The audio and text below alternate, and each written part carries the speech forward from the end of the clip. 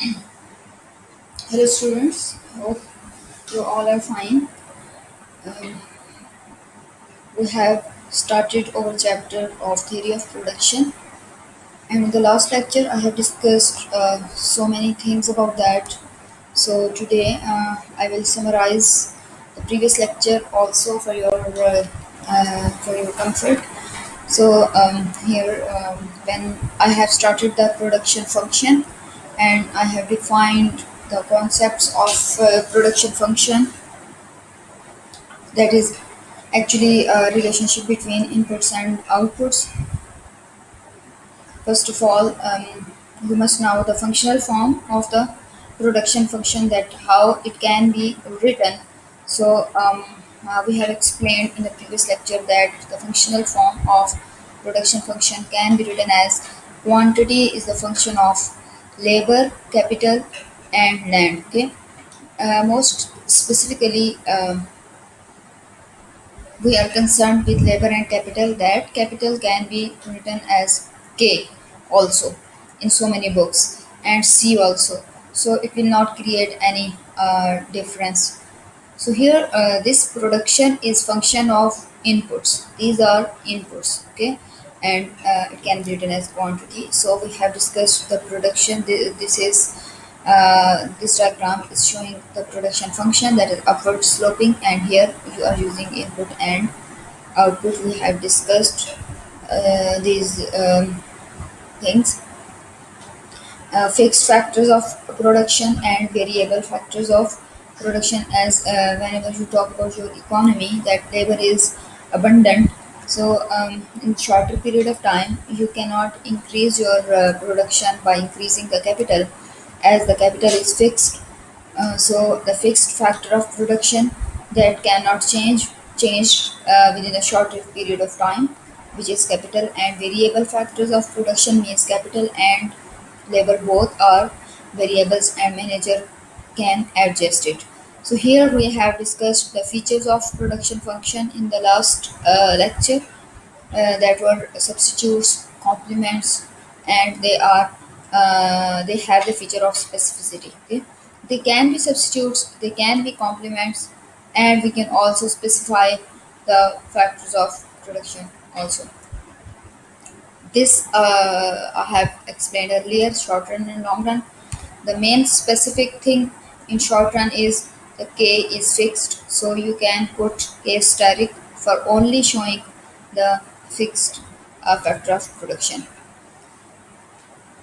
This is showing the short run versus long run decisions. Here when K is fixed, it means the K is fixed for all the periods of time. So here the 2, this is actually the 2 is fixed for all units. And then the labor is increasing from 0 to 11. You are going to quantify, you are going to calculate the marginal productivity of the labor and average productivity of the labor, as quantity is here, that quantity is increasing as you are employing the labors. But whenever you employ the labor here, we have discussed that there is concept of diminishing marginal productivity of the labor. It means your this output is going to fall at 11th unit of labor. This is minus 44. You cannot hire as much as labors, because your marginal productivity of the labor that is going to fall. And here you have found the average productivity of the labor, and here the capital is fixed, labor is increasing, change in labor is 1 all the time. Okay, why we have found this change of labor? Only to find out this marginal productivity of the labor. For finding the average productivity of the labor, you will divide the quantity by the labor. You will get this average productivity of the labor.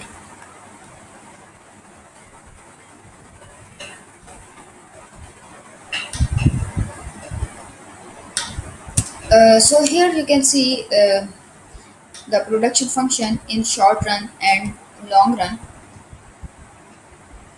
is a function of a firm which uses inputs to produce maximum output.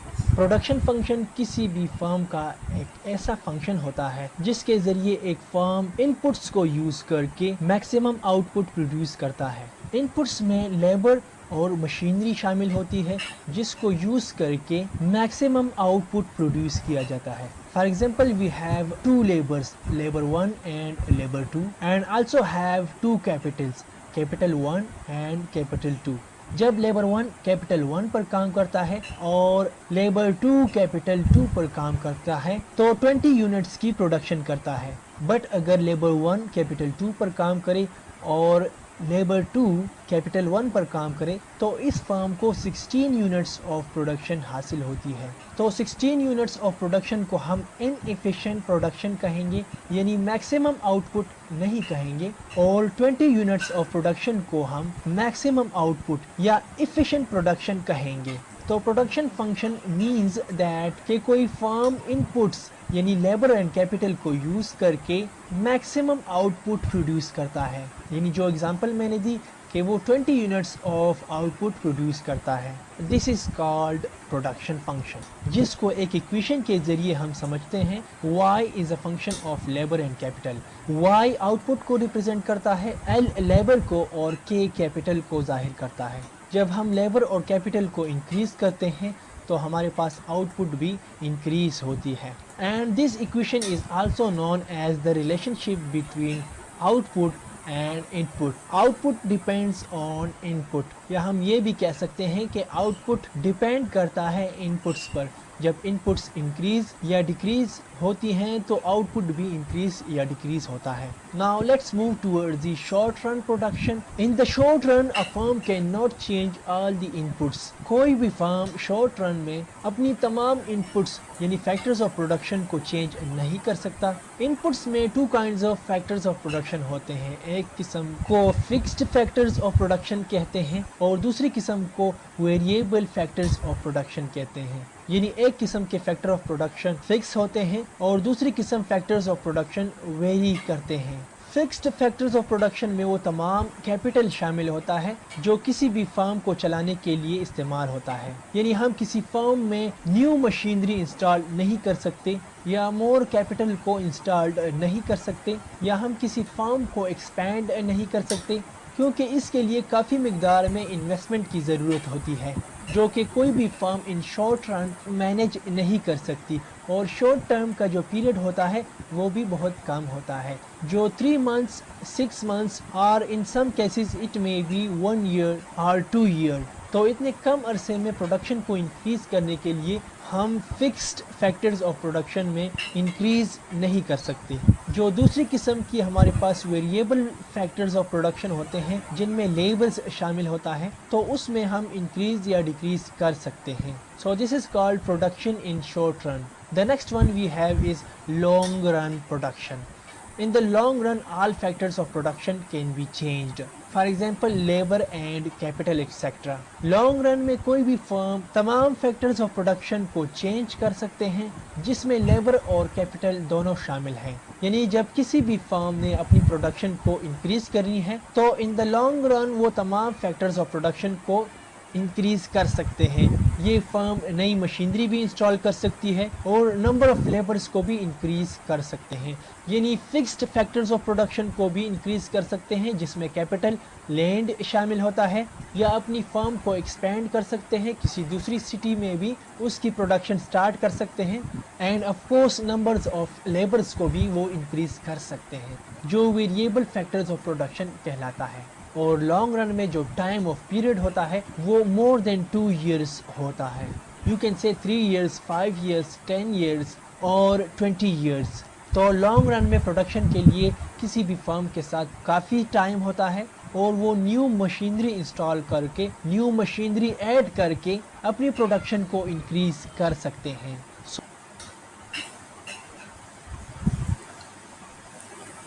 So this was about the short run production function and long run production function. How you can measure the productivity. This you can divide the output by the input, and you know about the output and inputs. Inputs are called, these are labor and capital and productivity that you can produce by using these labor and capital. Then I have discussed the total product, average and marginal product in the last lecture, that you know about these concepts.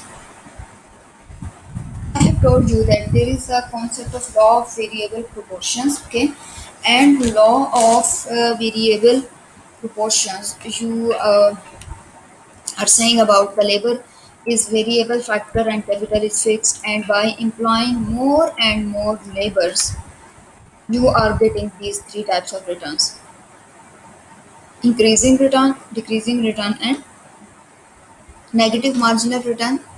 And this can be shown through this. You can use this table here. This is showing the short run law of production, or in other words, this is also showing the law of variable proportions. So today I am starting the lecture, the next lecture. Okay. This lecture is also comprises the chapter theory of production, and we will start from also the law of variable proportions. And you can access my all the videos about the microeconomics on YouTube channel, and you can give comments on these videos. In the short run, whenever you say that capital is fixed, it means you are hiring more laborers from 1 to 12, and this is actually showing quantity. Okay, quantity is equals to total productivity of the labor, that is also going to increase from 24 to 552. But now we want to see the relationship of total productivity of the labor and average productivity of labor and marginal productivity of the labor. How these three things will be changed whenever we employ more and more labor, or we hire more and more labors. First of all, you are going to find out the marginal productivity of the labor, which is change in TPL divided by change in labor. It means change in Q divided by change in L, which is called marginal productivity of the labor. Change in L, in all the cases, this will be 1, means 2 minus 1, 3 minus 2 is 1, 4 minus 3 is 1.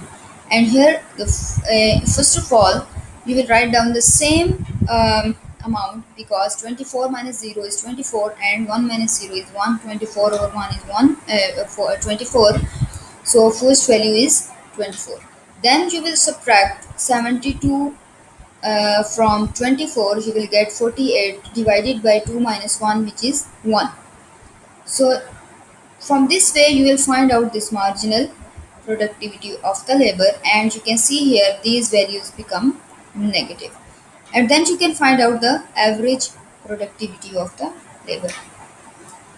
By all these short run law of production, you will get these three returns. First of all, this is called increasing return. Why this is called increasing return? Because whenever you are employing the labor from 1 to 6 unit of the labors, okay, 6 units till 6 unit of labor, what will happen here? The total productivity will increase at increasing rate. And here the average and marginal productivity will also increase. This is called increasing return. And after employing the 7 to 10 units of labor, here you can see that the total productivity will increase at decreasing rate. How could you say that this is increasing at decreasing rate? This phenomena will be seen through the diminishing marginal productivity of the labor, as it was 84 and then it is going to decline. So after 84, there is diminishing return will start from 78 till 24. Okay. and average and marginal productivity both will fall here. And in case of negative returns, what will happen? That the total productivity, you can see here, total productivity will fall by itself, means it will fall from 600 to 594 till 552, and its marginal productivity will become negative, means after the 10th unit of labor you cannot hire more laborers. So it means this is showing your negative returns. Here I have shown the another table also. By using this table you can also calculate the total productivity of the labor, and here it is also showing the maximum production here. Okay, here the marginal productivity is not zero. It means it doesn't mean that this is not showing all the stages of production. You can add this, means this table is also showing whenever you are employing or hiring the laborers from 0 to 9, what will happen with your total productivity, marginal and average productivity of the labor. This is all. So here you are getting the concept of law of variable proportions. You can easily calculate the average and marginal productivity of the labor, and you can easily uh, explain or determine the relationship between total, marginal, and average products of the labor. As I have told you about that, you can draw the diagrams. This is the diagram of total productivity or production function, and after that you have drawn these curves of the average product. By using these previous values you can draw these curves: total productivity, average and marginal productivity of the labors. Okay, then you can see from here that the labor is on x-axis and total productivity and average and marginal productivities are on y-axis. And here this is showing the marginal productivity of the labor. Here it is 0, and after that it is diminishing because of the limited capacity available. Here you cannot employ or hire more laborers, but after this is maximum, means you cannot hire more than here laborers. The marginal productivity of the labor here is 0, and at the 8th unit of labor. And after the 8th unit of labor this will become 9, this will become negative. On the 9th unit of labor you cannot hire more laborers. Whenever you say the phenomena of law of diminishing returns, so it means here you are doing the constant one factor of production. So this law states that as additional units of an input are used in production process while holding all other input constant, the resulting increments to output begin to diminish beyond some point after a in the below graph. Okay, so here you can see that this is showing the diminishing. After this is showing the increasing, and then after that it is going the diminishing. As the farm uses more and more units of the variable inputs, labor, means with the same amount of the fixed input, which is capital, each additional unit of the variable input has less and less of the fixed input to work, and after this point the marginal product of the variable inputs will decline. As I said that this marginal product will decline after some point, means after this a point here it is going to decline. Okay, it means you are using more and more labors, and here after you can see here this is showing the maximum production, and after that you cannot hire more labors. This is also called the stages of production, and here there are three stages of production. First, whenever you say the stage 1 of the labor, it is the range of production for which increases in the use of variable input cause increases in the average product. So this is the stage where the average product is going to increase. Okay, or you can say that this first stage that will start from first unit of labor, okay, till the fourth unit of labor, where marginal productivity of the labor is equals to average productivity of the labor. This is called stage 1. And whenever you say stage 2 units of the labor, so it is the range of which increases in the use of variable input causes decreases in its average product while value of its associated marginal product remains non-negative. So it means the stage which starts from this, from fourth units of the labor, okay, till the eighth unit of the labor. Okay, the stage where it starts from fourth unit of labor till eighth unit of the labor, you can say this is the stage 2, where the marginal productivity is declining but it is not negative, and here average productivity of labor is also declining. And third stage of labor, where you say the negative values of the marginal product, or here you can see easily after employing the ninth unit of labor, this marginal productivity will become negative, and it will start from this stage starts from eighth unit of the labor where marginal productivity is zero to the marginal productivity is negative. In other words, you can also explain the first stage that starts from here, the first unit of the labor till marginal productivity equals to average productivity. This is stage 1. And second stage is where marginal productivity is average productivity to the point where marginal productivity is 0. This is the stage 2. And third stage where marginal productivity is 0 and then marginal productivity is minus 10. This is called stage 3. So these are called the stages of production function.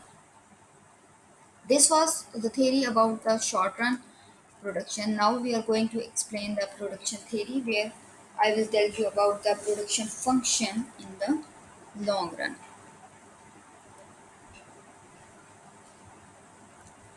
In the long run, obviously, you can say that all the factors of production are variable, and you can write the production function like quantity is the function of labor and capital. And like the short run, the long run does not correspond to the specific length of time. It means the long run period, it may be 5, 10, or 15 years, and the short run period that will be 2 years, 1 year, or it can be 6 months. Wherever we talk about long run, so here the basic concept in case of theory of production which is used iso quant. And whenever we have discussed the consumer theory, there was the concept of indifference curve analysis. As you can see that this graph is like the indifference curve. Okay, but here the difference is, in consumer theory we have discussed about the two goods X and Y, and those goods, these we have determined that satisfaction of those goods. But in case of production theory, you are saying that about the factors of production. In consumer theory, we have discussed about that satisfaction cannot be measured. But here the by using labor and capital, we are producing some amount of output, so that output can be measured. And on the same isoquant, you will get the same level of production on each point, whether it is A, B, and C. That's why this curve shows that a firm can produce the specified level of output from input combinations L1, K1, L2, K2, L3, K3. And you will get the same, means Q bar means same level of production is equals to function of labor and capital. You can see this graph is showing the negative slope. So there is always, whenever you are saying this is negative, it means this is showing the decreasing opportunity cost. In consumer theory analysis, we have discussed the diminishing marginal rate of substitution between X and Y. It means whenever the person will consume one good, he has to leave the other commodity. So there is the concept of diminishing or the decreasing opportunity cost is you will leave less and get more.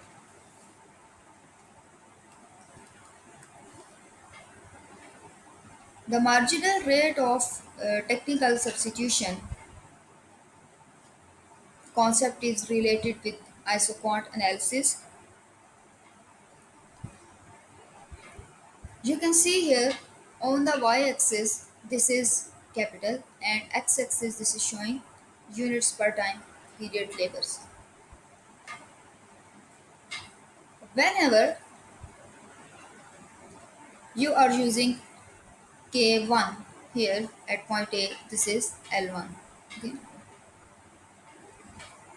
For getting the extra labor L2, we have to forgo some amount of capital. That's why it is showing this point from A to B. This is showing actually the diminishing marginal productivity of the labor. The marginal rate of substitution means a rate which one factor is substituted for another and the same quantity will be produced after that. You can see this formula is showing the negative sign. This negative sign is depicting the diminishing marginal rate of substitution or factors of production are substituted with each other.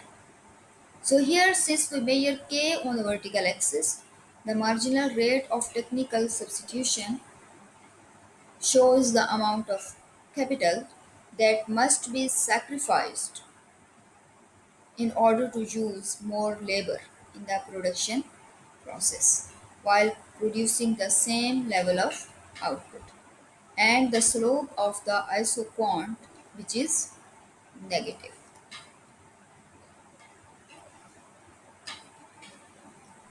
You can calculate the marginal rate of technical substitution. So if you are willing to calculate, you can use this uh, mathematical form. Q is equals to function of labor and capital. You can take the total derivative and by that derivative you can easily calculate the marginal productivity of the labor and marginal productivity of the capital. Whenever you are saying about the total derivative, so it means this is written only in dq, means you are talking about both labor and capital. And first of all you will take the derivative with respect to L and then you will take the derivative with respect to K, and by the first order condition that can be equated to 0, and after simplifying this form you will get the marginal rate of technical substitution which has been calculated here. You can do the practice and you can get this form of the marginal rate of technical substitution. Here the numerical example is available. You have to practice about this numerical example. It means quantity is the function of production which is given K and L with the powers 1 over 3 and 2 over 3. You can find out the marginal rate of technical substitution again using this functional form.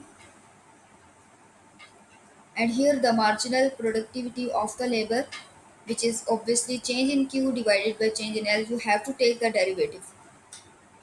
And the basic principle of taking the derivative is you will lower down this power into the base, that is actually 1 over 3.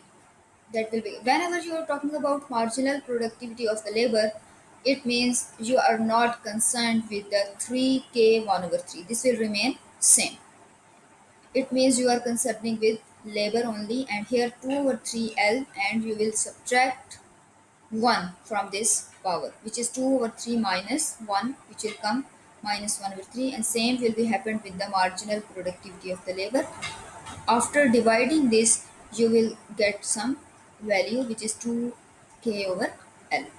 And after that, if they specify some value to quantity, which is q is equals to 9, and firm uses 3 units of labor, then you can put the values here. 9 equals to 3, and you can substitute these values. You can get k is equals to 3, and you can but if you want to find only marginal rate of technical substitution, then these two, marginal productivity of labor and capital, is enough. I have discussed this before, that short run production function, and here whenever you're saying q is equals to b into l, so it means the b is change in q over change in l. This is showing the slope. And in long run, all the factors of production, these are variable, and here you can write down q is equals to a, k alpha, l beta, and alpha and beta are parameters, and uh, a is also called parameter.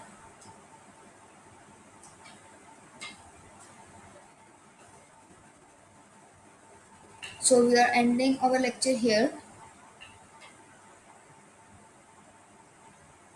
but before ending the lecture, I will tell you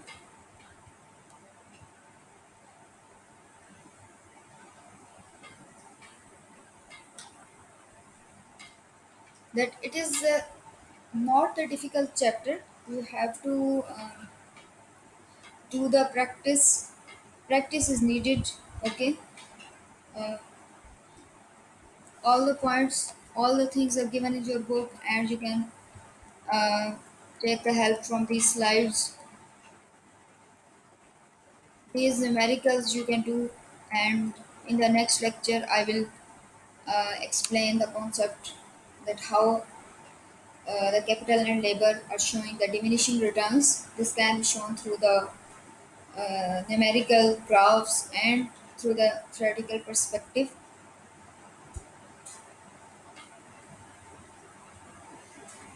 You can throw the questions on Google Classroom, and you can give me comments on YouTube also, that are you getting the points. If you are not getting the points, you can um, mark that point, or you can raise the question according to that specific topic.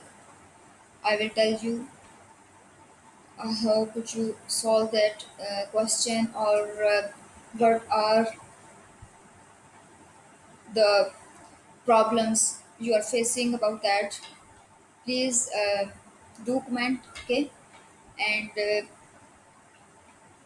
each time whenever you listen the lecture, save this lecture in your laptops or in your mobiles, and go through that lectures once, not only one time but twice, or even you can continuously watch this. Then you can um, get so many concepts about this lecture. So today we have discussed about this.